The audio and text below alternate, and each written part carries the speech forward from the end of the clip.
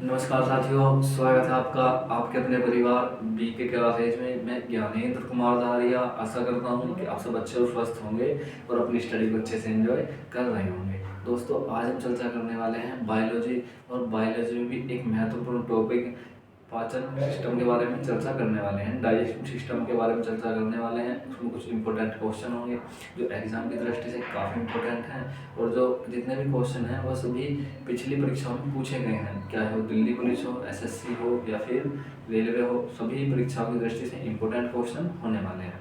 तो लगभग हम 13+ क्वेश्चन आज की क्लास में कंप्लीट करेंगे। तो देखिए, सबसे पहला क्वेश्चन आपकी स्क्रीन पर दिया हुआ है। देखिए, पेट में भोजन को पचाने के लिए निम्नलिखित में से किसकी खास आवश्यकता होती है? किसकी खास आवश्यकता होती है भाई पेट में भोजन को पचाने के लिए? चार ऑप्शन आपको यहाँ पर दिए गए हैं। अभी पेट में बात है, देखना, पेट में भोजन को पचाने के लिए किसकी खास आवश्यकता होती है? दिए गए हैं ऑप्शन: हवा, पानी, एंजाइम या फिर खनिज। तो बताएं भैया आप इस क्वेश्चन का राइट आंसर। देखिए, 3 सेकंड का समय आपको दिया गया है, आप इस क्वेश्चन का राइट आंसर मुझे बताएं क्या होगा। देखिए, 4 ऑप्शन है यहाँ पर। एक तो दिया हुआ है हवा यानी वायु, और दिया है पानी या फिर एंजाइम या फिर खनिज। देखिए, यदि हम इस क्वेश्चन के राइट आंसर की बात करेंगे तो वो होगा हमारा enzyme. Right answer option number 3 हो जाएगा। तो देखिए, एंजाइम होते क्या है? एंजाइम होते क्या है? ये पहले से क्रिया में भाग नहीं लेते, मतलब ये शुरू से नहीं होते किसी भी क्रिया में। ये करते क्या है? ये इस तरह से होते हैं। देखिए, कोई अभिक्रिया चल रही है, पहले से रासायनिक अभिक्रिया चल रही है, उसमें कोई तीसरा पदार्थ एडजस्ट हो गया, उसमें उसका भाग तो नहीं बना, लेकिन क्या किया, उस क्रिया को उसने काफी तीव्र बना दिया। मतलब ऐसा तत्व जो पहले से चल रही अभिक्रिया में आने पर उसकी गति को बढ़ाते, वो क्या होता है? वो एंजाइम कहलाता है। क्या कहलाता है? कि कार्य की गति को बढ़ाते हैं, कार्य की गति को बढ़ाते हैं एंजाइम। इस तरह से देखिए भाई, आपको सीधी सी भाषा में आपको बताऊं, कहीं पर कोई कार्य चल रहा है और वहां पर ठेकेदार आ गया, तो कार्य क्या होगा? तीव्र गति से होना शुरू हो जाएगा। तो ठेकेदार ने क्या किया? उस कार्य में भाग थोड़ी ना लिया, लेकिन वहां पर पहुंचने के बाद में उनको देखते ही क्या करेंगे, लेबर काम तीव्र गति से करना शुरू कर देंगे। वही काम करते हैं एंजाइम। एंजाइम भोजन को पचाने में सहायक होते हैं। कई प्रकार के भोजन की प्रकृति बदलते हैं, जैसे मुंह के अंदर पाया जाता है एमाइलेज एंजाइम, रेनिन एंजाइम पाया जाता है। तो जो रेनिन एंजाइम होता है वो बच्चों के अंदर पाया जाता है ज़्यादातर, क्योंकि वो दूध को पचाने के लिए कारगर होता है। पेप्सिन एंजाइम प्रोटीन को पचाने के लिए कारगर होता है, क्योंकि प्रोटीन ऐसा वो है, प्रोटीन को हम सीधे सीधे नहीं पचा सकते। प्रोटीन को पचाने के लिए पेप्सिन एंजाइम की जरूरत पड़ती है, जिसे पेप्टोडाइड में चेंज कर देता है। तो इस प्रकार से यहाँ से एग्जाम में क्वेश्चन बन सकते हैं। देख लेंगे एक बार एंजाइम के बारे में। देखिए, पेट में भोजन को पचाने के लिए हाइड्रोक्लोरिक अम्ल और पाचक एंजाइम की जरूरत होती है। भाई, हाइड्रोक्लोरिक एसिड जो होता है वो भोजन के ऊपर जब हमारा भोजन गिलास नली से निकल करके कहाँ जाएगा भैया? अमाशय में जाता। भोजन गिलास नली से निकल कर कहाँ जाएगा? अमाशय में, स्टमच में। तो यहाँ पर पाया जाता है HCl भरा होता है, इसमें HCl, इसके अंदर HCl भरा होता है, तो इसके ऊपर छिड़काव करता है भोजन के ऊपर। तो यहाँ से भोजन क्या होगा भैया? गलना शुरू हो जाएगा, पाचन क्रिया क्या हो जाएगी? तीव्र हो जाएगी उसकी। इसी कारण कहते हैं कि खाने के साथ में पानी नहीं पीना चाहिए। अब यहाँ पर आपने पानी पी लिया, सपोज करो कि यहाँ से आपने पानी पी लिया और वो पानी यहाँ पर आ गया, और जब उसके ऊपर HCl डालेंगे तो वो पानी के ऊपर भी जाएगा, पानी के ऊपर भी जाएगा और खाने के ऊपर भी जाएगा, लेकिन खाने के ऊपर उतनी मात्रा में तो नहीं पहुंच पाएगा ना जितना पहले पहुंचता। तो इसलिए कहते हैं खाने के 10 से 15 मिनट तक हमें ज़्यादा पानी नहीं पीना चाहिए, क्योंकि ये HCl की जो होती है ना, HCl की तीव्रता कम हो जाती है, जिससे भोजन अच्छी तरह से पच नहीं पाता। तो इसी कारण तो कहते हैं। दूसरी बात देखिए, हाइड्रोक्लोरिक अम्ल, हाइड्रोक्लोरिक अम्ल को पाचक एंजाइम की जरूरत होती है। तो देखिए, हमारा राइट आंसर तो एंजाइम हुआ। आप क्या करोगे भैया? ये HCl जो भरा होता है यहाँ पर, क्या होता है? HCl भरा हुआ है यहाँ पर। तो क्या ये इसे अग्नाशय को फूकता नहीं, अग्नाशय को, मतलब भाई जो अग्नाशय है यहाँ पर HCl भरा होता है, बात सही है। लेकिन श्लेष्मा झिल्ली यहाँ पर पाई जाती है, एक श्लेष्मा झिल्ली। उस श्लेष्मा झिल्ली के कारण ये जो HCl है वो बाहर नहीं आ पाता, अग्नाशय से बाहर नहीं आ पाता। तो इस प्रकार से एग्जाम में क्वेश्चन पूछा जा सकता है। चलेंगे दोस्तों अपने नेक्स्ट क्वेश्चन की तरफ। देखिए लाल, क्वेश्चन दिया गया है अभी, क्वेश्चन नंबर 2, लाल किसके पाचन में सहायक होते हैं? लाल किसके पाचन में सहायक होते हैं? तो बताएं कि आप इस क्वेश्चन का राइट आंसर मुझे। देखिए बात है लाल की, किसके पाचन में सहायक होते हैं? लाल किसके पाचन में सहायक होते हैं? ऑप्शन देंगे प्रोटीन, वसा, फाइबर या फिर स्टार्च। देखिए लाल, लाल कहाँ पाया जाता है? ये हमारे मुख में पाया जाता है। लाल पाया जाता है हमारे मुख गुहा में,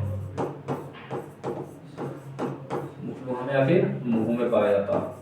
तो ये करता क्या है, ये स्टार्च है ना, स्टार्च का करता पाचन करता है, स्टार्च का पाचन करता है, स्टार्च का पाचन शुरू कर देता है लाल। देख लेंगे एक बार लाल के बारे में।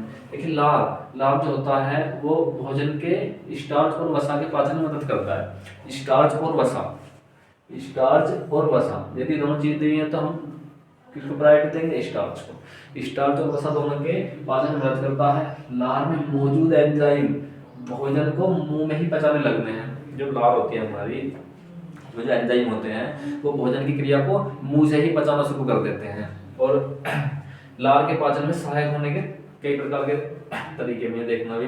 लार में एमाइलेज एंजाइम सबसे इंपॉर्टेंट होता है। लार में एमाइलेज नामक एंजाइम पाया जाता है जो स्टार्च को, जो स्टार्च को क्या में बदलते भैया? स्टार्च को शर्करा में चेंज कर देता है, स्टार्च को शर्करा में चेंज कर देता है। लार में मौजूद लाइपेज एंजाइम देखना भी, एक तो एमाइलेज एंजाइम है, क्या कर रहा वो? स्टार्च को शर्करा में चेंज कर रहा, स्टार्च को शर्करा में चेंज कर रहा। अब कभी स्टार्च क्या होता है? आपने देखा होगा चावल का मान, स्टार्च, चावल का जो मान होता है, चावल का जो मान होता है फिर क्या कहते हैं? स्टार्च ही कहते हैं।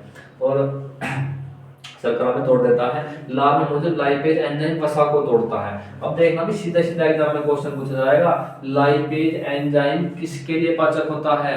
तो वो वसा का पाचन करता है, वसा को तोड़ता है, वसा को तोड़ता उसका पाचन करता है। और जो एमाइलेज एंजाइम है वो स्टार्च का पाचन करता है। कहाँ पाए जाते हैं दोनों? ये दोनों एंजाइम पाए जाते हैं हमारी लार के अंदर।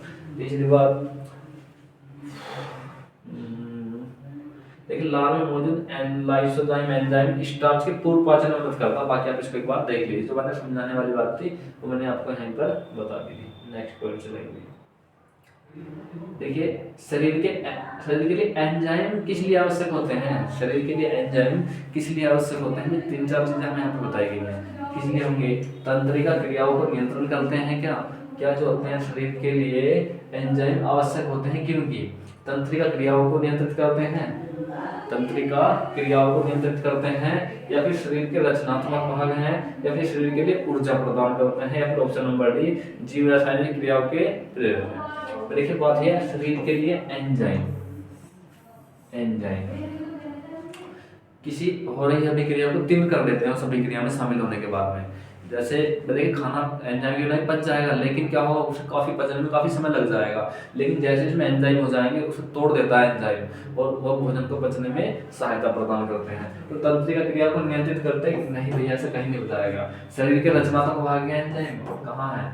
या फिर शरीर के लिए ऊर्जा प्रदान करता है? ऊर्जा तो कार्बोहाइड्रेट और वसा यही चीजें तो ऊर्जा प्रदान करती हैं। एंजाइम का तो उसमें कहीं जिक्र नहीं है, यही चीजें तो हमें ऊर्जा प्रदान करती हैं। तीसरा आ जाएगा ऑप्शन नंबर डी, जैव रासायनिक क्रियाओं के लिए उत्प्रेरक है। क्या है भैया? जैव रासायनिक क्रियाओं के लिए उत्प्रेरक होते हैं एंजाइम। कई सारे एंजाइम के आपको नाम बताऊं, जैसे देखिए एमाइलेज लार में पाया जाता, और पेप्सिन पेट के अंदर पाया जाता, प्रोटीन को तोड़ता। कई प्रकार के एंजाइम हैं जो हमारे शरीर के लिए काफी होते हैं लाभदायक। रेनिन होता, रेनिन क्या होगा? रेनिन 8 वर्ष तक के बच्चों में पाया जाता है ज्यादातर, क्योंकि रेनिन एंजाइम दूध के प्रोटीन का पाचन करता है। सीधा सीधा एग्जाम में क्वेश्चन पूछा जाएगा, रेनिन जो एंजाइम है वो कितनी वर्ष के बच्चों में पाया जाएगा? देखना भी, मेरी उम्र 22 साल है, मेरे अंदर ही पाया जाएगा। एक बच्चा 8 साल का है, उसके अंदर ही पाया जाएगा। एक बच्चा 5 साल का है, उसके अंदर ही पाया जाएगा। लेकिन जितनी कम उम्र के बच्चे होंगे उसके अंदर अधिक मात्रा में पाया जाता है एंजाइम। क्यों? क्योंकि वो केवल दूध ही तो पीते हैं, और दूध को बचाने के लिए कौन कारगर होता है? Rennin enzyme. देखिए शरीर के लिए एंजाइम जरूरी होते हैं, क्योंकि ये प्रोटीन शरीर के अंदर रासायनिक प्रतिक्रिया को गति देते हैं। भाई ये करते हैं, इस शरीर के अंदर हो रही रासायनिक अभिक्रियाओं को गति देते हैं, अभिक्रियाओं को गति देते हैं। जीवन को बनाए रखने के लिए मदद करते हैं। बाकी आप इसको एक बार देख लेना, मैं बताने वाली बातें सब बताएगी। नेक्स्ट पॉइंट की तरफ चलेंगे भाई। दूध प्रोटीन को पचाने वाला एंजाइम है भाई, वही आ गया ना, दूध वाले प्रोटीन को पचाने वाला एंजाइम कौन सा है? चार ऑप्शन देखें यहाँ पर। दूध की बात है, मिल्क, दूध को पचाने वाला एंजाइम कौन सा है? चार ऑप्शन, रेनिन, ट्रिप्सिन, इरेप्सिन या फिर पेप्सिन। कहाँ पाया जाता है? तो देखिए यदि हम बात करेंगे दूध के पाचन की यदि हम बात करेंगे तो क्या होगा? दूध के पाचन में सहायक होता है रेनिन एंजाइम। ये दूध के प्रोटीन का पाचन करता है, दूध के प्रोटीन का पाचन करता रेनिन एंजाइम, प्रोटीन का पाचन करता रेनिन एंजाइम। और 8 वर्ष तक के बच्चों में ज्यादातर पाया जाता। कितने वर्ष तक के? 8 वर्ष तक के बच्चों में ज्यादातर पाया जाएगा। 8 वर्ष तक के बच्चों में ज्यादातर पाया जाता। जो वयस्क होते हैं उनमें इसकी मात्रा कम होती है, वयस्कों में इसकी मात्रा कम होती है रेनिन एंजाइम की, वयस्कों में इसकी मात्रा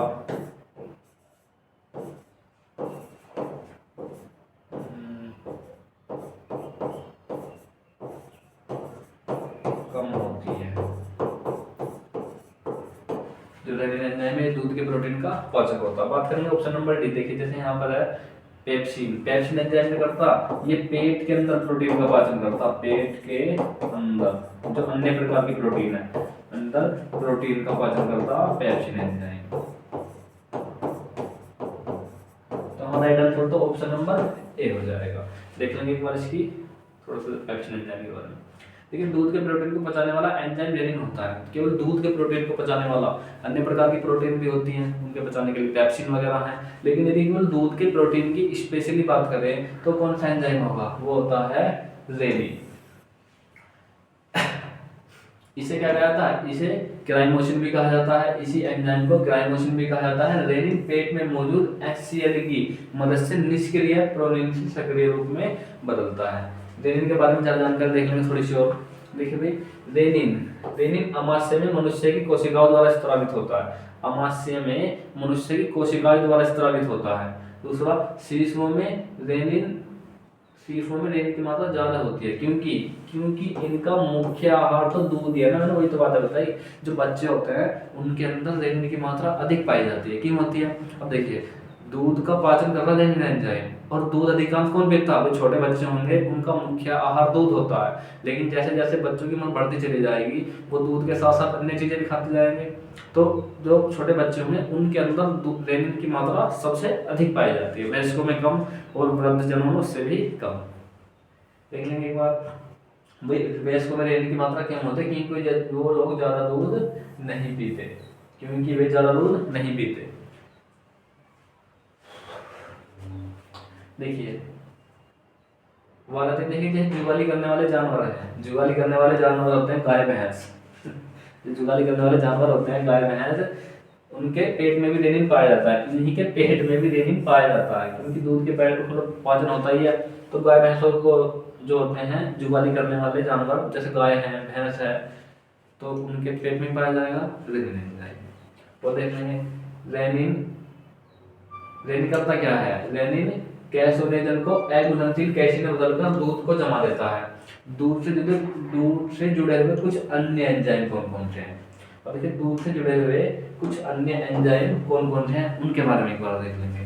जैसे देखना भाई, लैक्टोज को पचाने के लिए लैक्टेस नामक एंजाइम की जरूरत है। देखिए लैक्टोज को पचाने के लिए लैक्टेस नामक एंजाइम की जरूरत पड़ती है। तीसरा था, दूध में कई जीवाणुरोधी एंजाइम पाए जाते हैं। बात ये जीवाणुरोधी मतलब जो दूध को बेकार होने से बचाते हैं। एग्जाम में सीधा सीधा क्वेश्चन पूछा जाएगा, जो दूध होता है उसको बचाने के लिए दूध के अंदर कौन से जीवाणुरोधी एंजाइम पाए जाते हैं जो दूध को बेकार नहीं होने देते? तो कौन से एंजाइम होंगे उनको देखना एक बार, जो दूध को बेकार होने से बचाते हैं। देखना होते हैं लाइसोजाइम एंजाइम, दूध को बेकार होने से बताता है। दूसरा लैक्टोफेरिन और लैक्टोपेरोक्सीडेज, ये 3 प्रकार के एंजाइम ऐसे हैं जो दूध को बेकार होने से बचाते हैं, फटने से बचाते हैं। जब ये एंजाइम जब ये एंजाइम क्या होता है दूध के अंदर खत्म हो जाते हैं तो तभी क्या होगा, दूध बेकार हो जाएगा, दूध के अंदर खट्टा बना जाता है, दूध फट जाता है। तो इस प्रकार से एग्जाम में क्वेश्चन पूछा जा सकता है। तो रेनिन एंजाइम के बारे में बता दिया भाई, कहाँ पाया जाएगा, किसी का पाचन करता, दूध का पाचन करता है, बच्चों में अधिक है, वयस्कों में कम पाया जाएगा, जुगाली करने वाले जानवरों में पाया जाता। नेक्स्ट पॉइंट देखिए, अधिकतम पोषक तत्व रक्त में कहाँ से अवशोषित किए जाते हैं। अब बात है पोषक तत्व, हमारा शरीर 6 प्रकार के तत्वों से मिलकर बना, मतलब 6 चीजों से मिलकर बना है। पहला कार्बोहाइड्रेट, जो शरीर को ऊर्जा प्रदान करते हैं। कहाँ से मिलती है कार्बोहाइड्रेट, आलू से हमें कार्बोहाइड्रेट मिलता है, शकरकंदी, केला, ये कई प्रकार के फल ऐसे हैं जहाँ से हमें कार्बोहाइड्रेट की पर्याप्त मात्रा में मिलती है। अनाज से भी हमें पर्याप्त मात्रा में कार्बोहाइड्रेट की पूर्ति हो जाती है। दूसरा था वसा यानी फैट, वसा फैट हो जाएगा। तीसरा जाएगा खनिज पदार्थ, जैसे शरीर के अंदर कोबाल्ट, लोहा, निकेल, ऐसी चीजें क्या है शरीर के अंदर पाए जाते हैं। और जो चौथा आएगा जल। पांचवा विटामिन। और देखिए विटामिन क्या होती है, ये केवल हमें रोग प्रतिरोधक क्षमता को बढ़ाती हैं। विटामिन हमारी रोग प्रतिरोधक क्षमता को बढ़ाती हैं, ये शरीर को रोगों से लड़ने की क्षमता प्रदान करती हैं। विटामिन ऊर्जा प्रदान नहीं करती। पांचवा था जल। तो इस प्रकार से हमारे शरीर का निर्माण होता है। और वो बात पूछी गई है अधिकतम पोषक तत्व, भाई शरीर के अंदर पोषक तत्व होते हैं रक्त में कहाँ से अवशोषित किए जाते हैं, कहाँ से किए जाएंगे, पेट से, बड़ी आंत से, मुंह से या फिर छोटी आंत से। तो वो किए जाते हैं भैया, कहाँ से किए जाएंगे, छोटी आंत से किए जाएंगे, छोटी आंत से अवशोषित किए जाते हैं। और बड़ी आंत से क्या होता है, बड़ी आंत से होता है जल का अवशोषण। यदि पूछ लेना कि शरीर के अंदर जल का अवशोषण कहाँ से होगा, कौन सी आंत से होगा, वो होता है बड़ी आंत से, जल का अवशोषण। अब मैं आपको एक बात बताऊंगा यहीं पे, भाई पोषक तत्वों का अवशोषण तो यहाँ से हो रहा है, पोषक तत्वों का अवशोषण हो रहा है छोटी आंत से, पोषक तत्वों का अवशोषण। अब यहाँ पर 2 आंत लिखी हुई हैं, एक छोटी आंत एक बड़ी आंत, तो राइट आंसर तो हमारा डी हो जाएगा। अब बताइए में से लंबाई के आधार पर बड़ी आंत कौन सी होगी। भाई यदि हम लंबाई के आधार पर बड़ी आंत की बात करेंगे तो वह छोटी आंत होती है, इसकी लंबाई अधिक होती है, और जो बड़ी आंत है उसकी लंबाई कम होती है, लेकिन इसका क्या होता है, इसका व्यास अधिक होता है। बड़ी आंत का क्या होगा, व्यास अधिक होगा, व्यास अधिक, व्यास मतलब जानते ना भाई, व्यास अधिक, लेकिन लंबाई कम होगी, लंबाई कम होती है बड़ी आंत की। वहीं पर यदि हम बात करें छोटी आंत की तो इसका क्या होगा, इसका व्यास कम होगा, इसका व्यास कम होगा, लेकिन लंबाई क्या होगी, लंबाई अधिक होगी। तो यहाँ से एग्जाम में क्वेश्चन पूछा जाएगा कि लंबाई के आधार पर बड़ी आंत कौन सी है, तो वहां पर क्या होगा कि बड़ी आंत तो बड़ी आंत होती है, कुछ बच्चे ऑप्शन नंबर कौन सा लगा देंगे, बड़ी आंत लगा के आ जाएंगे, और वो क्या होगा, गलत हो जाएगा। व्यास के आधार पर बड़ी आंत बड़ी होती है और इसी बड़ी आंत में जुड़ी होती है। कई बार आपने नाम सुना होगा कि भी अपेंडिक्स का दर्द होगा, तो एक अपेंडिक्स पाई जाती है बड़ी आंत से जुड़ी होती है, वो सीकम के जरिए बड़ी आंत से जुड़ी हुई होती है। अब अपेंडिक्स करते क्या है भाई, आपने नाम सुना होगा, जैसे हमारे पूर्वज थे जो आदिवासी थे, जंगलों में रहा करते थे आदि मानव। अब उस समय की बात है भाई, क्या हुआ था, आग वगैरह का नहीं पता था लोगों को, तो वो कच्चा मांस भाग रहे थे। भाई सभी के जो पूर्वज थे वो शुरू में कच्चा मांस तो खाते थे जंगल में रहकर, वो हमारे हों या किसी अन्य के हों, जंगल में रहते थे, आदि मानव के रूप में कच्चा मांस खाते थे। तो इसी के अंदर बड़ी आंत से जुड़ा हुआ एक फैक्ट था, जिसे कहते हैं अपेंडिक्स। अपेंडिक्स वहां पर होता था कच्चे मांस का पाचन, कच्चे मांस को पचाने का कार्य करता था अपेंडिक्स। तो अब तो लोग नहीं खाते कच्चा मांस, तो वो क्या है, वो किसी मनुष्य में ना अभी भी उभर के सामने आते हैं दोबारा से जीन के जरिए। भाई जीन के जरिए क्या होता है, किसी व्यक्ति में उसकी लंबाई होती है बढ़ जाती है, तो वो दर्द करने लगती है, क्योंकि अब कच्चा मांस तो नहीं खाता कोई, लेकिन कुछ लोगों के जीन में वो पूर्वजों की बातें उभर कर आ जाती हैं, तो वो जुड़ी होती है बड़ी आंत से सीकम के जरिए। तो यहाँ से इस प्रकार से एग्जाम में क्वेश्चन पूछा जाता है। देखने को एक बार इसके बाद हमें नहीं, देखिए शरीर में ज्यादातर पोषक तत्व छोटी आंत से रक्त में अवशोषित होते हैं। छोटी आंत पाचन तंत्र का सबसे लंबा हिस्सा है, एग्जाम में क्वेश्चन पूछा जाएगा सीधा सीधा, पूरे डाइजेस्टिव सिस्टम का सबसे लंबा हिस्सा कौन सा है, वहाँ पर बड़ी आंत दी होगी, वहीं पर छोटी आंत दी होगी, वहीं पर लीवर दिया होगा, वहीं पर दिया होगा अन्य ऑप्शन दिए होंगे, अमाशय, अग्नाशय। तो देखिए सबसे बड़ा हिस्सा, सबसे लंबा हिस्सा पूरे डाइजेस्टिव सिस्टम का वो हमारी छोटी आंत होती है। क्या होती है भैया? छोटी आंत होती है, व्यास कम है, लंबाई अधिक है। बड़ी आंत की लंबाई कम है, व्यास अधिक है। इस प्रकार से क्वेश्चन पूछा जा सकता है। अब देख लेंगे भैया कहाँ पाई जाती है। यह अमाशय और बड़ी आंत के बीच स्थित होती है। यह अमाशय और बड़ी आंत के बीच स्थित होती है। भाई आपको दिखाऊंगा यहीं पर, शायद इस तरह से देख लेंगे। भाई ये जो आपको ग्रीन कलर में नजर आ रही है ये वाली, ये है हमारी बड़ी आंत। अब आप देखो इसका भैया व्यास तो अधिक है ना, व्यास तो इसका बड़ी आंत का आपको नजर आ रहा है पर इसमें पीपीटी में व्यास अधिक है बड़ी आंत का, लेकिन व्यास तो बड़ी आंत का अधिक नजर आ रहा, लेकिन आप जब देखेंगे यहीं पर छोटी आंत ये इस तरह से फैली हुई है, बहुत दूर तक, काफी दूर तक फैली होती है इस तरह से। तो लंबाई का आधार पर कौन बड़ी थी? छोटी आंत थी, लेकिन इसका व्यास क्या है? कम है। तो किसके मध्य जुड़ी होती है? अमाशय और बड़ी आंत के बीच में स्थित होती है। लेकिन क्या अमाशय स्टोमच और ये क्या है हमारे भैया? ये छोटी आंत है, अमाशय और बड़ी आंत के बीच में जुड़ी होती है। यहाँ पर जो रेक्टम और ये होगी भैया हमारी अपेंडिक्स। तो इस प्रकार से एग्जाम में क्वेश्चन पूछा जाएगा। ये छोटी आंत कहाँ गई? अब देखिए छोटी आंत में पोषक तत्वों का अवशोषण कैसे होता है, क्योंकि हमें क्या करना है, कोई क्वेश्चन होंगे, हम क्वेश्चन के माध्यम से ही क्या कर लेंगे? थ्योरी को कंप्लीट कर लेंगे, क्योंकि हमें क्वेश्चन तो बिल्कुल रटने नहीं है।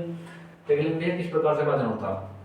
भोजन पचने के बाद छोटी आंत में पहुंचता, अब छोटी आंत में पहुंच जाएगा भोजन, तो वहां पर क्या होगा? वहां पर छोटी आंत में पहुंचने के बाद में उसके जो भोजन के अंदर से मिनरल्स का अवशोषण होता है छोटी आंत में, और वो फिर कहाँ पहुंच जाएगा? मिनरल्स लीवर में पहुंच जाएंगे और लीवर से रक्त में पहुंच जाते हैं। तो इस प्रकार से क्या होता है भैया? जो भोजन के अंदर पोषक तत्व होते हैं वो हमारे रक्त में प्रवेश करते हैं। पहले छोटी आंत में जाएंगे, उनका अवशोषण होगा, फिर छोटी आंत से लीवर में जाएंगे, लीवर के बाद फिर रक्त में पहुंच जाते हैं। और फिर देखिए भोजन टूटकर सरल हो जाता है छोटी आंत में, सीधी बात है। पोषक तत्व छोटी आंत की कोशिकाओं के जरिए रक्त में अवशोषित होते हैं। मैंने वही तो बातें बताई, जो बात मैंने आपको बताई, छोटी आंत के जरिए रक्त में अवशोषित होते हैं, वही तो बातें मैंने तुम्हें बताई भैया। तीसरा जाएगा पोषक तत्वों से भरपूर यकृत पोर्टल प्रणाली की नसों में खाली हो जाता है। नेक्स्ट पॉइंट देखेंगे।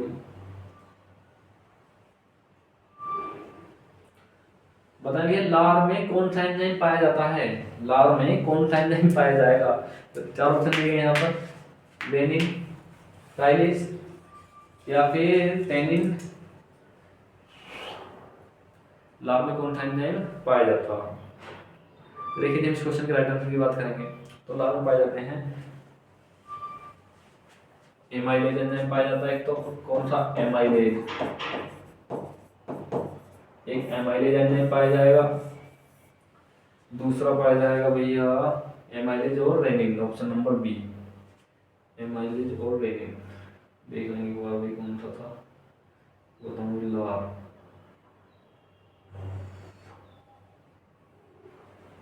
एक मुझे बताने के लिए निम्नलिखित में से किसकी आवश्यकता होती है? ऑप्शन नंबर बी में आता है।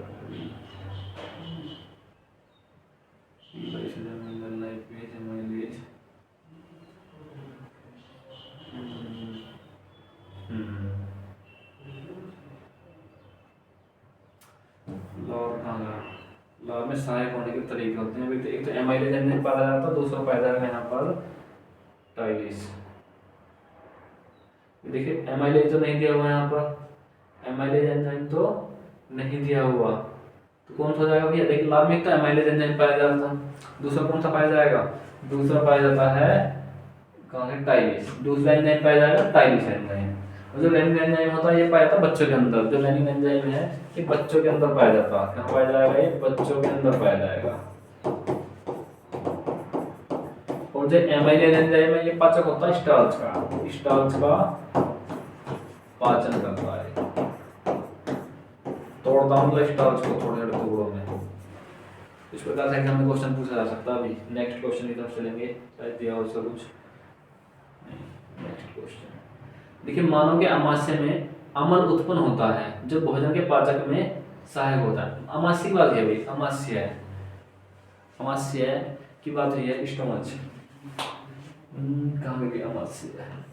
अमाशय में कौन सा रिक्त स्थान दिया हुआ है यहाँ पर, कौन सा अम्ल जो होता है उत्पन्न होता है जो भोजन के पाचन में सहायक होता है? चार ऑप्शन है यहाँ पर, मेथनाइक अम्ल या फिर एसिटिक अम्ल, सीट्रिक अम्ल या फिर हाइड्रोक्लोरिक एसिड।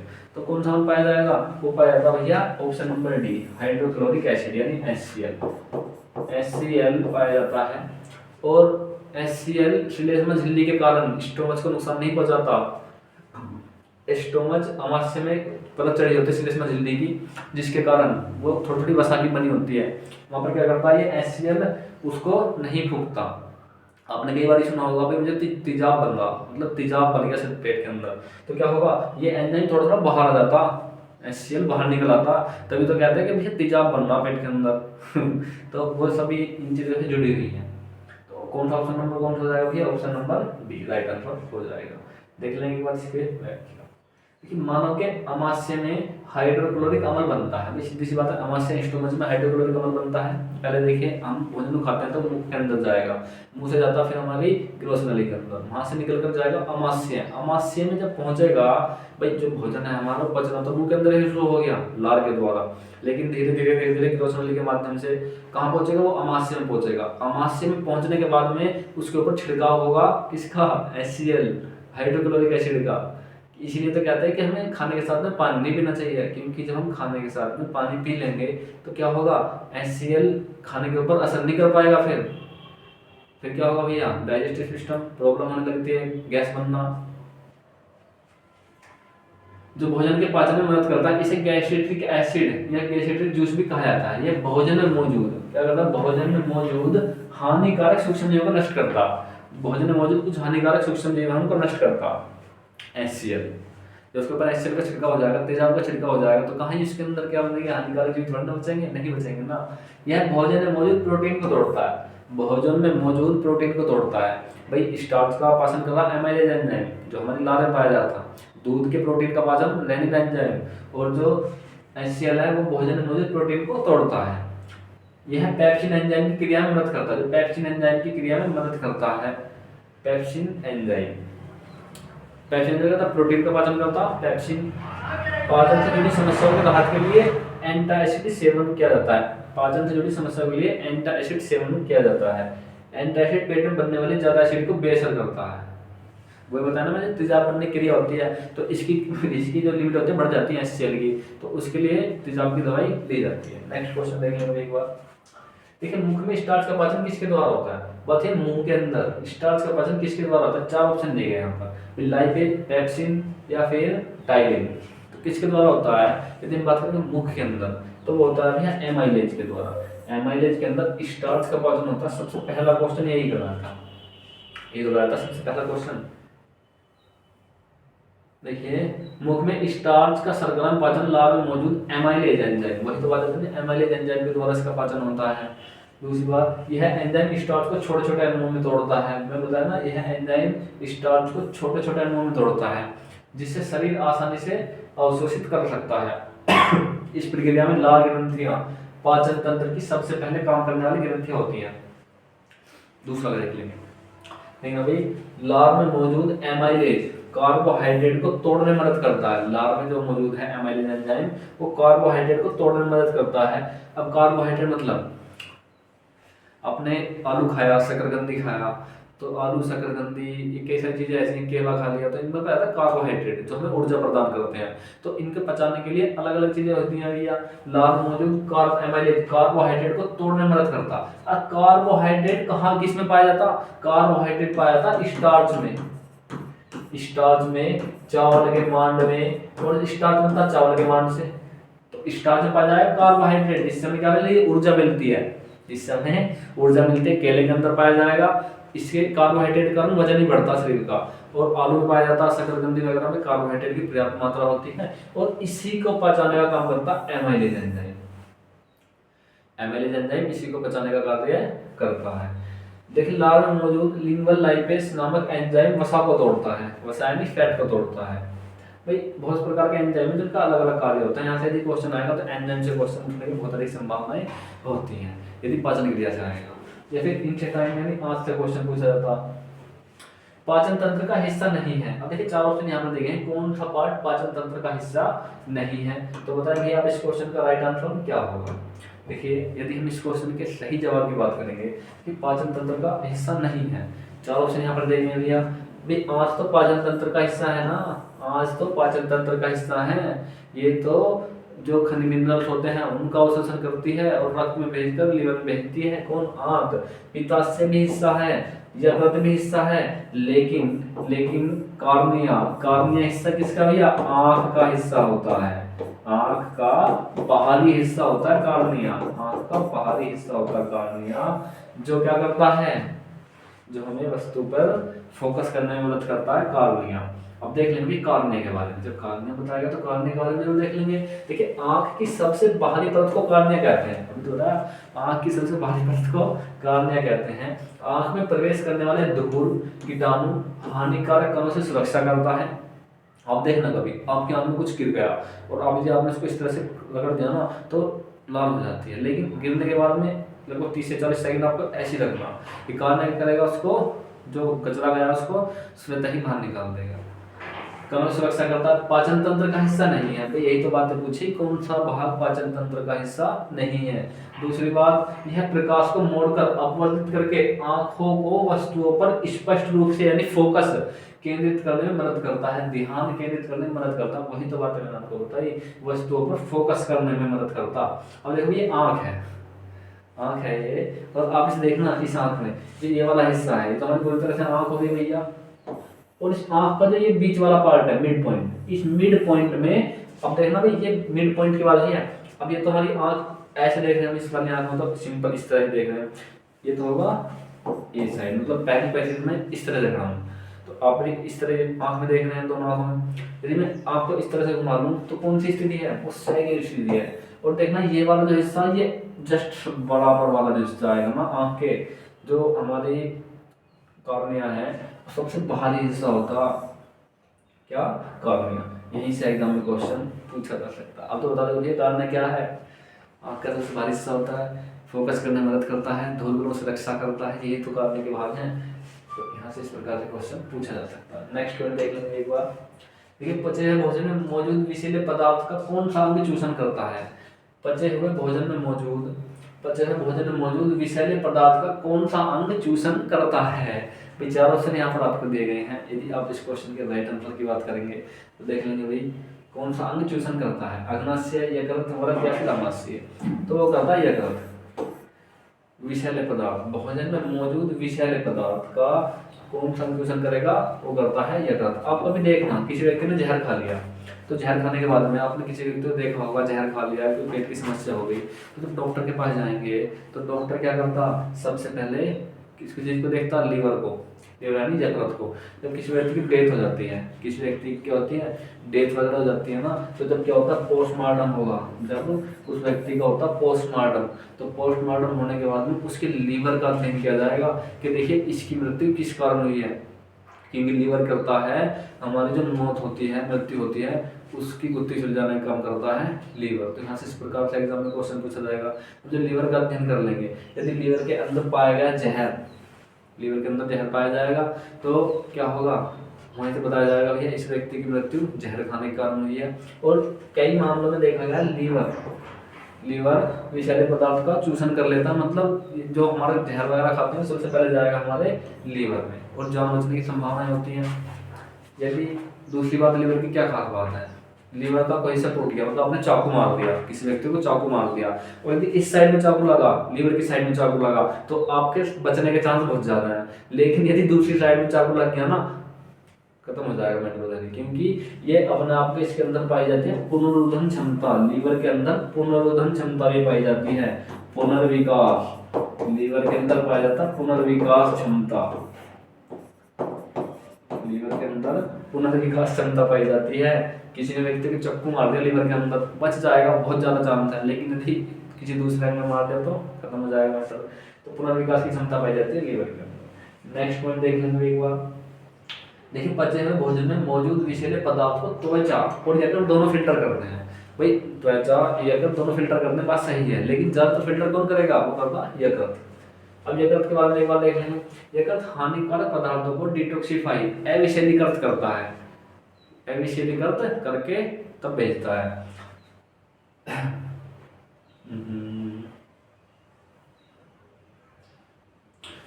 हमारा ये पेट है, ये पूरे पेट का डाइजेस्टिव सिस्टम है नीचे का। अब देखना ये जो बाहर ये तो स्टोमच आ जाएगा, ये तो स्टोमच आ जाएगा, और जो टेस्टिस के ऊपर वाला भाग होता है ये क्या होगा, ये होगा लीवर। क्या होता, लीवर होता है। यहीं पर जो जहर वगैरह खाता है यहीं पर पहुंच जाता है। ज्यादातर रासायनिक स्तरों को नियंत्रित करता है, मतलब जो रक्त में मौजूद होते हैं, रक्त में मौजूद रासायनिक, रक्त में जो मौजूद रासायनिक स्तरों को उनको नियंत्रित करता है। किस प्रकार से, क्योंकि देखिए आपने कोई चीज खाई और वो जाएगी सबसे पहले अमाशय में, मतलब मुंह के अंदर जाएगी, मुंह से अमाशय में, फिर स्टोमच वगैरह में होते हुए कहाँ पहुंच जाएगी, इंस्टेटाइन यानी हमारी आंत में पहुंच जाएगी। और जैसे ही वो चीज हमारी आंत में पहुंचेगी छोटी आंत में, तो छोटी आंत उन चीजों का अवशोषण करना शुरू कर देगी। अवशोषण मतलब उनको सोख लेगी, उसके अंदर से मिनरल सोख लेगी, और वो कहाँ पहुंच जाएंगे, फिर रक्त में पहुंच जाएंगे। रक्त कहाँ से जाएंगे, लीवर में, वहीं पर सब इकट्ठे होते रहते हैं। उनको नियंत्रित करने का कार्य करता है। यह पित्त नामक उत्पाद को उत्सर्जित करता है, मतलब यहाँ से पित्त रस का उत्सर्जन होता है, पित्त रस का उत्सर्जन होता है यहाँ से लीवर के अंदर। एग्जाम में क्वेश्चन पूछा जाएगा पित्त रस का उत्सर्जन कहाँ से होता है भाई, तो पित्त रस है, यहीं पर लिख लेंगे, पित्त रस का उत्सर्जन होता है, पित्त रस का उत्सर्जन।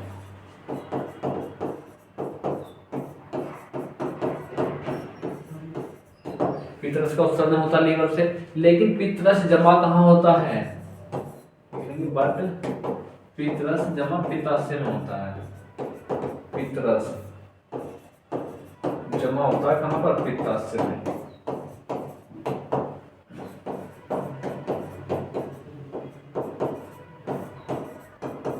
पित्त रस पित्ताशय में जमा होगा, उत्सर्जन होता है उसका लीवर में। तो यहाँ से एग्जाम में क्वेश्चन पूछा जा सकता है, पूरी देख लेंगे एक बार। पेप्सिन क्या है, पेप्सिन क्या है, चारों से देखें, पेप्सिन एंजाइम है, पेप्सिन खनिज है, या फिर हार्मोन है, या फिर विटामिन है। तो बताएं भैया पेप्सिन क्या है। तो यदि हम इस क्वेश्चन के राइट आंसर की बात करेंगे तो देखिए पेप्सिन एक एंजाइम है जो पेट के अंदर प्रोटीन का पाचन करता है। पेप्सिन एक एंजाइम है जो प्रोटीन का पाचन करता है। इस प्रकार से क्वेश्चन पूछा जा सकता है। नेक्स्ट क्वेश्चन देखेंगे भाई, देखिए पित्त रस जमा होता है, वही क्वेश्चन मैंने आपको बता, थ्योरी से क्वेश्चन बहुत ज्यादा निकलते हैं बायोलॉजी के अंदर, थ्योरी से क्वेश्चन बहुत ज्यादा निकलते हैं। मैं आपको बता, पित्त रस का उत्सर्जन होता है लीवर में, लेकिन क्या होगा भाई, उत्सर्जन तो लीवर में होगा, उत्सर्जन होगा कहाँ पर, लीवर में। सिंपल बात है, उत्सर्जन तो लीवर के अंदर होगा, या बनता है लीवर में। कहाँ बनेगा भैया, बनेगा तो लीवर में, लेकिन जमा होगा पित्ताशय में, जमा होगा पित्ताशय में। बताना पित्ताशय के अंदर जमा होता है, और यकृत में क्या होता है, बनता है। तो एग्जाम में क्वेश्चन देख लेना किस प्रकार का पूछा गया है, पूछ लेगा उत्सर्जन होता है, तो उत्सर्जन तो लीवर के अंदर से होगा, जमा कहाँ पर होगा, स्टोर कहाँ पर होता है, तो होता है हमारे पित्ताशय में। नेक्स्ट पॉइंट देखेंगे भी, इसी व्याख्या दीजिए।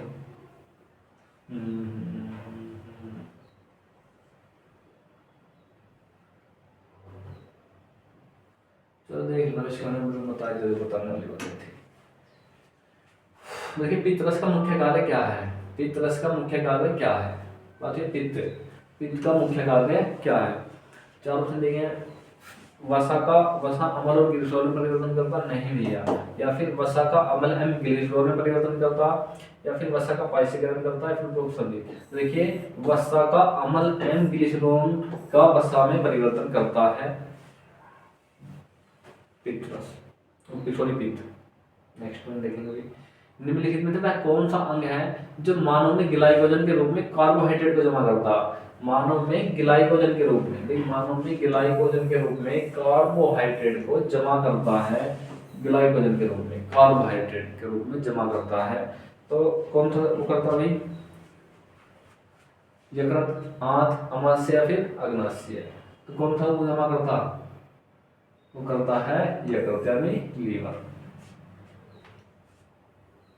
देखिए मानव शरीर में यकृत और कंकाल की मांसपेशियां ग्लाइकोजन के रूप में कार्बोहाइड्रेट को जमा करती हैं। मानव शरीर में यकृत और कंकाल की मांसपेशियां ग्लाइकोजन के रूप में कार्बोहाइड्रेट को जमा करती हैं। ग्लाइकोजन स्तनधारियों में कार्बोहाइड्रेट का भंडारण रूप है। ग्लाइकोजन जो है उसमें स्तनधारियों में कार्बोहाइड्रेट का भंडारण रूप है। ग्लाइकोजन नेक्स्ट पॉइंट देखेंगे। पाचन क्रिया में प्रोटीन निम्नलिखित में किस पदार्थ में बदल जाती है? पाचन क्रिया में प्रोटीन किस क्रिया में बदल जाते हैं? चार ऑप्शन देंगे यहाँ पर, ग्लूकोज, वसा या फिर एमिनो अम्ल, एसिड या फिर शर्करा। तो देखिए जो होती है पाचन क्रिया में प्रोटीन किस क्रिया में बदल जाएंगी? वो जाते हैं एमिनो एसिड में। किस में बदल जाती है? एमिनो एसिड में बदल जाती हैं। देखिए पाचन क्रिया में प्रोटीन एमिनो अम्ल में बदल जाते हैं, किस कारण? क्योंकि प्रोटीन की पाचन क्रिया, जो प्रोटीन का पाचन होता है पेट से शुरू होगा। प्रोटीन का पाचन पेट से शुरू होता है। हाइड्रोक्लोरिक अम्ल और पेप्सिन नामक एंजाइम, तो देखिए दो अम्ल है, एक तो HCl हुआ, HCl, और एक बता पेप्सिन नामक एंजाइम प्रोटीन को छोटे छोटे पॉलीपेप्टाइड में तोड़ देते हैं। एकदम सीधा सीधा क्वेश्चन पूछा जाता है यहाँ से, जो पेप्सिन एंजाइम है प्रोटीन को किस रूप में तोड़ता है? तो किस रूप में तोड़ेगा? ऑप्शन यहाँ पर आएगा पॉलीपेप्टाइड में तोड़ देते हैं। ये पॉलीपेप्टाइड छोटी आंत में जाते हैं। अब देखो प्रोटीन सीधी रूप से छोटी आंत में चली जाएगी तो पाचन उसका नहीं होगा, तो पेप्सिन एंजाइम छोटी आंत में पहुंचने से पहले ही प्रोटीन को पॉलीपेप्टाइड में तोड़ देता है। छोटी आंत में अग्नाशी एंजाइम जैसे ट्रिप्सिन और काइमोट्रिप्सिन की मदद से पॉलीपेप्टाइड को और छोटे छोटे टुकड़ों में तोड़ देंगी। भाई देखिए पहले तो पेप्सिन ने तोड़ा छोटे टुकड़ों में, उसके बाद में जैसे आगे पहुंचेगी तो उसके बाद में ट्रिप्सिन नामक एंजाइम होगा जिससे और छोटे छोटे टुकड़ों में तोड़ देगा। उसका क्या होगा? उसके बाद में ऑब्जॉर्प्शन होना शुरू हो जाएगा। तो इस प्रकार से एग्जाम में क्वेश्चन पूछा जाता है। भाई ये एंजाइम पेप्टाइड श्रृंखला को और तोड़ते हैं। जो एंजाइम है ट्रिप्सिन वगैरह इस प्रोटीन की श्रृंखला को और ज्यादा तोड़ते हैं और ये छोटे छोटे टुकड़े रक्त प्रवाह में प्रवेश कर जाते हैं अवशोषण की क्रिया के द्वारा। छोटी आंत में क्या होगा? अवशोषण होता मिनरल्स का। ये छोटे टुकड़े छोटी आंतों से होकर गुजरते हैं और रक्त प्रवाह में अवशोषित हो जाते हैं। नेक्स्ट पॉइंट, फिर एमिनो एसिड का इस्तेमाल ऊर्जा के रूप में भी किया जाता है। सीधी सी बात है, एमिनो एसिड का इस्तेमाल ऊर्जा के रूप में भी किया जाता है, इसमें तो कोई बात नहीं है। क्योंकि तो प्रोटीन से क्या मिलता है? ऊर्जा मिलती है। जो बच्चे जिम करने जाते हैं, जिम करने जाते हैं, फिर एक्सरसाइज वगैरह करते हैं तो लेते हैं प्रोटीन। तो प्रोटीन से क्या मिलती है? एनर्जी मिलती है। प्रोटीन से एनर्जी मिलती है, कार्बोहाइड्रेट के रूप में मिलती है एनर्जी। दूसरा, किसे ट्रैफिक पुलिसमैन के नाम से जाना जाता है? तो देखिए चार ऑप्शन यहाँ पर दिए गए हैं, ग्लोट्स, गर्ल्स या फिर एपिग्लोट्स। तो देखिए हम इस क्वेश्चन के राइट आंसर की बात करेंगे तो एपिग्लोट्स को ट्रैफिक पुलिस के नाम से जाना जाता है क्योंकि रक्त प्रवाह में क्या होता है? सहायक होता है।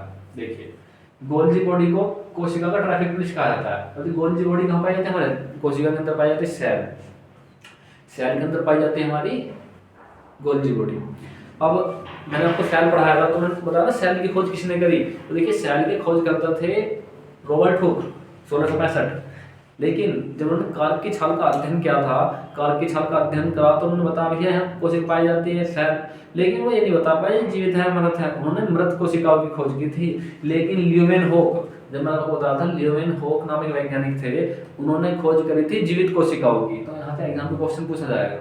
तो ये वही गोल्जी बॉडी है जो कहाँ पाई जाती है? कोशिका का ट्रैफिक पुलिस कहा जाता है और यह कोशिका के अणुओं की यातायात का प्रबंधन करती है। कोशिका के जो अणु होते हैं उनके यातायात का प्रबंधन करती है और यातायात का प्रबंधन करने वाले को हम ट्रैफिक पुलिस कहते हैं। इस प्रकार से क्वेश्चन पूछा जाएगा। भाई गोल्जी बॉडी कोशिका के अंदर मौजूद अणुओं को पुट्टिकाओं के जरिए सही जगहों तक पहुंचाती है और जहाँ की रिक्वायरमेंट होती है। नेक्स्ट पॉइंट देख लेंगे। गिरास नली से भोजन सर्वप्रथम अमाशय के किस भाग में पहुंचता है? देखिए अमाशय के 3 भाग होते हैं। अमाशय के 3 भाग होते हैं। इस अमाशय को हम 3 भाग में तोड़ लेते हैं और उसी का सबसे पहला भाग होता है कार्डियक। उसी का सबसे पहला भाग होता है कार्डियक, मतलब ऑप्शन नंबर ए। गिरास नली से भोजन सर्वप्रथम कार्डियक में पहुंचता है।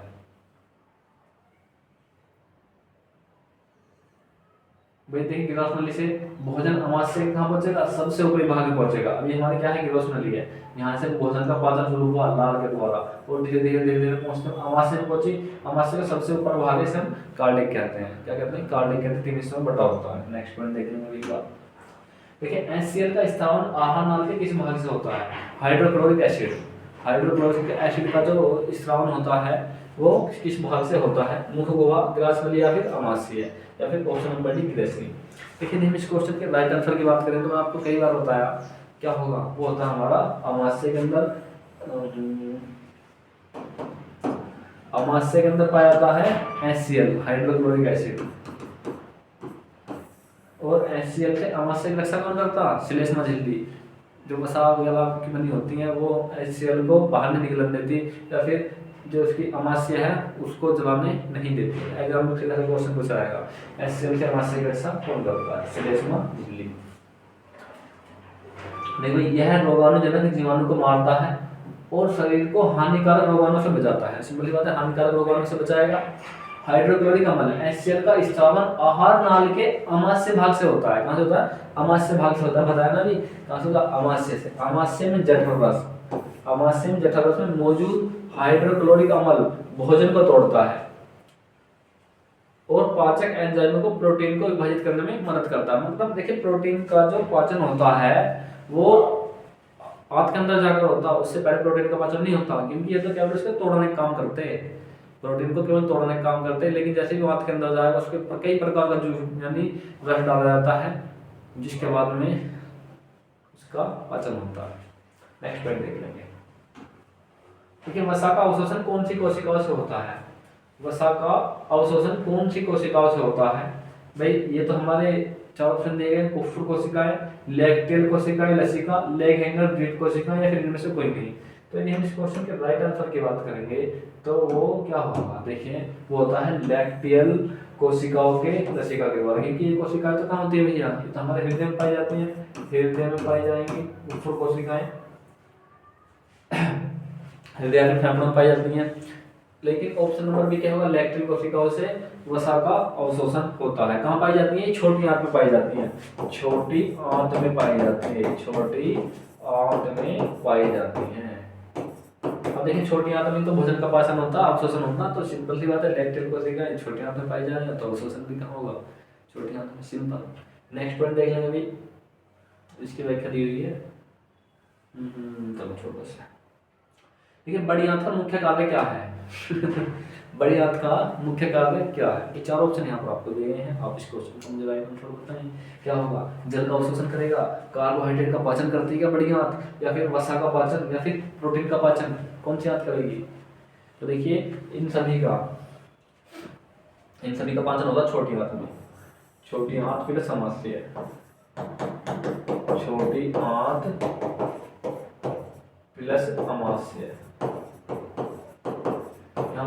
लेकिन जल का अवशोषण होता है ना, जल को सोखने का कार्य करती है, वो करती है हमारी बड़ी आंत। बड़ी आंत होती है, जल को अवशोषण का कार्य करती है। उसके बाद में भोजन के अंदर कुछ नहीं बचता, वो फिर क्या होता है, वो कचरा होता है, वेस्ट होता है, वो शरीर से बाहर निकल जाता है। तो जल का अवशोषण करती है हमारी बड़ी आंत। नेक्स्ट पॉइंट, जठर रस का स्रावन कहाँ होता है, जठर रस, जठर रस, इसी जठर रस में क्या पाया जाता भैया, मैं आपको हिंट दे दूं, इसी जठर रस में HCl पाया जाता, इसी जठर रस में HCl पाया जाता जो कार्बोहाइड्रेट और प्रोटीन को तोड़ता है, कार्बोहाइड्रेट और प्रोटीन को तोड़ता है HCl। कहाँ पाया जाएगा, आपको तो भैया सिंपल सी बात है, अब तो पक्का अमाशय हो जाएगा इसका मतलब, क्योंकि जब हम जठर रस के अंदर अमाशय पाया जाता तो वो HCl पाया जाता तो सिंपल सी बात है क्या होगा, अमाशय। नेक्स्ट पॉइंट देखेंगे एक बार। लेकिन अमाशय में जठर रस का स्रावन जठर ग्रंथियों की भित्ति कोशिकाओं से होता है। अमाशय में जठर रस का स्रावन जठर ग्रंथियों की भित्ति कोशिकाओं से होता है और ओकीजेनेटिक कोशिकाएं भी कहते हैं। यह अमाशय के आंतरिक स्तर की सबसे बड़ी कोशिकाएं होती है, अमाशय के आंतरिक स्तर की सबसे बड़ी कोशिकाएं। अब देखना भी यहाँ पर आप भोजन यहाँ से आना शुरू हुआ, यहाँ से आना शुरू हुआ, सबसे पहले गया कहाँ पर, अमाशय में। भाई गिरोस नली के बाद में सबसे पहले भोजन अमाशय में जाता, सबसे पहले कहाँ जाएगा, अमाशय में जाता, उसके बाद आता अग्नाशय। क्या होगा, यहीं पर पाया था इसी अमाशय में जठर रस, जठररस, और इसी जठररस में क्या होता है, HCl होता है। ऑप्शन नंबर कौन सा होगा भैया, ये हो जाएगा। जठररस के बारे में देख लेंगे। जठररस पाचन क्रियाओं में अहम भूमिका निभाता है, पाचन क्रियाओं में अहम भूमिका निभाता है। जठररस 3 मुख्य घटकों से मिलकर बना होता है। पहला पेप्सिन, क्या होता है पेप्सिन, प्रोटीन को तोड़ता है छोटे छोटे टुकड़ों में। हाइड्रोक्लोरिक अम्ल या फिर श्लेष्मा झिल्ली, भाई श्लेष्मा झिल्ली इससे रक्षा करती है, इसकी हाइड्रोक्लोरिक अम्ल से। कौन रक्षा करेगी, श्लेष्मा झिल्ली। तो वही तो बात मैंने तुम्हें बताई थी, पेप्सिन एंजाइम प्रोटीन को तोड़ता है। कार्बोहाइड्रेट अम्ल, जो हाइड्रोक्लोरिक अम्ल कार्बोहाइड्रेट प्रोटीन को छोटे छोटे टुकड़ों में तोड़ता है, और अम्ल उसके ऊपर जाने के बाद में क्या करेगा, वह भोजन की गलाना शुरू करता है। नेक्स्ट पॉइंट देखेंगे, निम्नलिखित में से कौन सा एंजाइम अमाशय से स्रावित नहीं होता, कौन सा एंजाइम अमाशय से स्रावित नहीं होता। तो 4 ऑप्शन दिए गए हैं यहाँ पर, पेप्सिन, अग्नाशय लाइपेज या फिर रेनिन।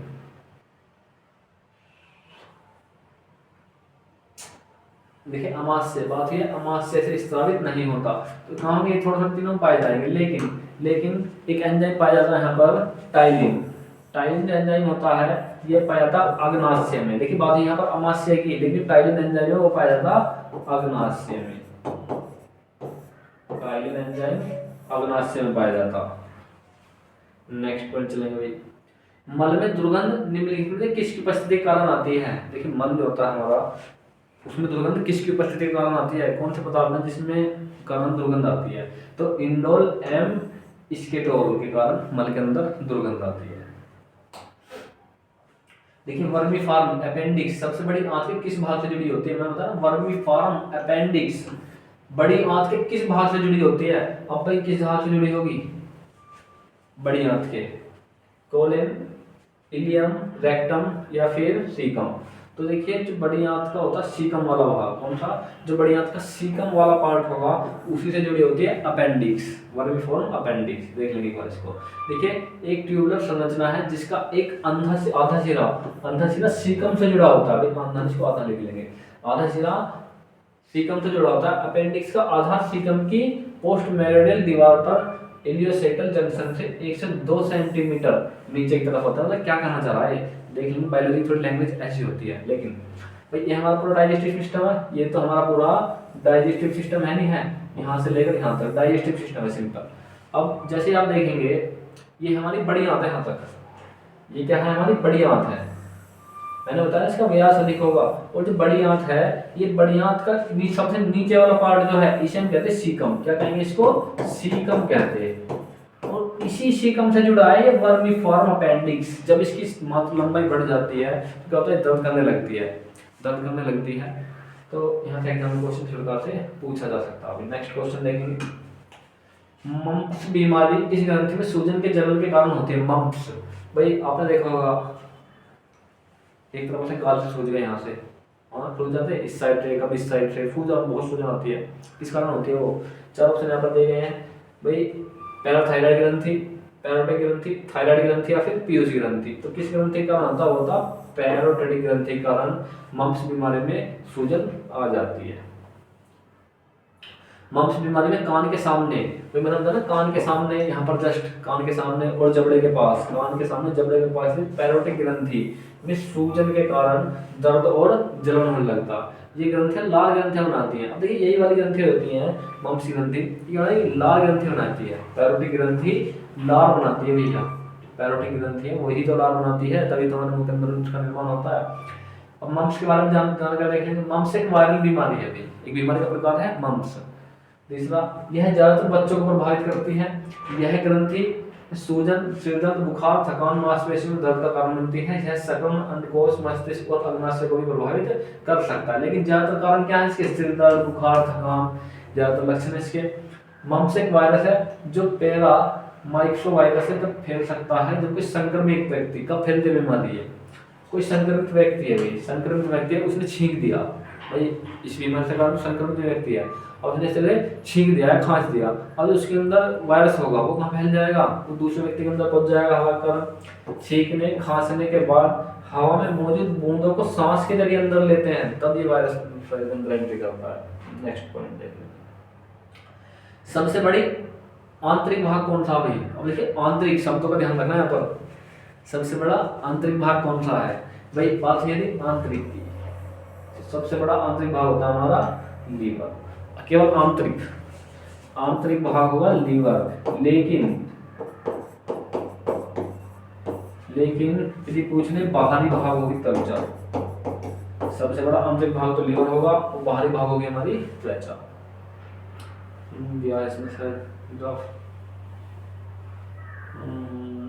भाई शरीर के अंदर लीवर पाया था, कहाँ पाया था ये भैया, हमारे दाएं हिस्से में पाया जाता है, दाएं हिस्से में पाया जाता है।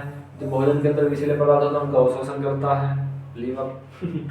पित्त रस का स्त्रावित करता है लीवर। बहुत प्रकार के क्वेश्चन लीवर से पूछे जाते हैं। सर्वाधिक पुनरुत्थान की क्षमता किसने बताया? पुनरुत्थान मतलब पुनर्विकास, पुनरुत्थान का संबंध बताया हमने। पुनर्विकास की संभावना किसमें पाई जाती है? भाई पुनर्विकास की बात हुई है, तो पुनर्विकास की क्षमता कहाँ पर पाई जाती है? मस्तिष्क में, लीवर में, या फिर हार्ट, इसको लिख लेंगे हार्ट, HEART, हार्ट, या फिर हृदय। कहाँ पाई जाएगी? सबसे हड्डियों में। तो हड्डी टूट गई, जुड़ने की संभावना होती है, सिंपल बात सही है, जुड़ जाती है। कई बार तो नहीं भी जुड़ती। क्या लीवर हेल्थ मतलब एक बार दिल के अंदर चाकू वगैरह मार दिया, क्या जुड़ जाएगा? नहीं जुड़ेगा। तो ऑप्शन नंबर सी भी हो जाएगा, डी भी हो जाएगा। देखिए हड्डियां जुड़ती हैं, बात सही है, पुनर्विकास होता है हड्डियों में, लेकिन सबसे अधिक पाया था लीवर के अंदर, सर्वाधिक लीवर के अंदर पाया था। यदि किसी व्यक्ति को इस दाएं साइड में क्या मार दिया, चाकू वगैरह मार दिया, तो उसकी संभावनाएं बचने की बहुत ज्यादा होती हैं। लेकिन इस साइड मार दिया तो क्या होगा भैया? खत्म हो जाएगा मैटर तभी, क्योंकि लीवर के अंदर पुनरुत्थान क्षमताएं पाई जाती हैं। जब यकृत में पुनरुत्थान क्या होता है? यकृत मानव शरीर की सबसे बड़ी ग्रंथि है। तो मानव शरीर की सबसे बड़ी ग्रंथि, वही तो बताया ना आपको, सबसे बड़ी ग्रंथि है। यह उदर गुहा में मध्यपट के ठीक नीचे होता है। यकृत आंत का एकमात्र ऐसा अंग है जो पुनर्जन्म के गुणधर्म को दर्शाता है। एकमात्र ऐसा अंग है जो पुनर्जन्म के अंग को दर्शाता है। यकृत में खोए हुए ऊतक को प्रतिस्थापित करने की प्रवृत्ति होती है, जिसे यकृत का पुनर्जन्म कहा जाता है। ये भी तो बात मैंने बताई, पुनर्जन्म कर सकता है। विषाक्त भोजन को अविषाक्त करने का कार्य कौन सा अंग करता है? रिपीटेड क्वेश्चन है, बताएंगे आप इस क्वेश्चन का जवाब मुझे कमेंट बॉक्स में। कई बार मैं आपको ये क्वेश्चन बता दिया, तो इस क्वेश्चन का जवाब मुझे कमेंट बॉक्स में बताएंगे। भोजन ग्रसनी के किस भाग से होकर अमाशय तक पहुंचता है? भोजन ग्रसनी के किस भाग से होता हुआ अमाशय तक पहुंचता है? तो पहुंचता भैया एपिग्लोट्स के कारण अमाशय तक पहुंचता है। अमाशय में पाचन के बाद भोजन को किस नाम से जाना जाता है? देखिए जब अमाशय में भोजन का पाचन हो जाएगा और जब वो कहाँ जाएगा, छोटी आंत में जाएगा, छोटी आंत में जाता है तो फिर उसको हम काइन के नाम से जानते हैं। फिर जानते हैं उसको काइन के नाम से। छोटे छोटे क्वेश्चन है, बीच में बताने वाली कोई चीज नहीं है, आप उसके बाद फिर ही देख लेगा, बता दिया मैंने। तो पीडीएफ आपको आपके अपने चैनल बीके क्लासेस पर मिल जाएगी। अमाशय को HCl के प्रभाव से बचाने का कार्य कौन करता है? इंपोर्टेंट क्वेश्चन है, मैंने पहले बताया कौन सा कार्य करता है आपका भैया, आपने बताया था श्लेष्मा झिल्ली। श्लेष्मा झिल्ली बचाने का कार्य करती है, बचाने का कार्य करती है आपके अमाशय को HCl से। भाई अमाशय की श्लेष्मा झिल्ली में मौजूद श्लेष्मा झिल्ली अमाशय को हाइड्रोक्लोरिक एसिड के प्रभाव से बचाती है। इन कोशिकाओं द्वारा स्रावित बलगम अमाशय की दीवारों को हाइड्रोक्लोरिक एसिड से बचाता है। ठीक है, तो श्लेष्मा झिल्ली इस प्रकार से बनी होती है। तो ये क्या हो रहा, ये हमारी अमाशय का चित्र है, ये हमारी अमाशय का चित्र है। और इसी के अंदर ये जो झिल्ली पाई जाती है, ये वाली श्लेष्मा झिल्ली होती है। इस प्रकार से एग्जाम में क्वेश्चन पूछा जाता है। तो दोस्तों आज की क्लास में हमने लगभग 35 क्वेश्चंस कंप्लीट करें। यदि आपको हमारी वीडियो अच्छी लगी हो तो वीडियो को लाइक करें, कमेंट करें और शेयर करें। और हाँ, हमारे चैनल को सब्सक्राइब करना ना भूलें। चाहते मिलते हैं अपनी नेक्स्ट क्लास में। और हाँ, यदि आपको ये जो इस क्लास की पीडीएफ है, इस क्लास की जो पीडीएफ है, पीडीएफ के लिए लिंक टेलीग्राम चैनल का आपकी पीडीएफ में ही ऐड कर दिया गया, वहाँ से आप जाकर ले सकते हैं। चलते हैं, मिलते हैं दोस्तों अपनी नेक्स्ट क्लास में।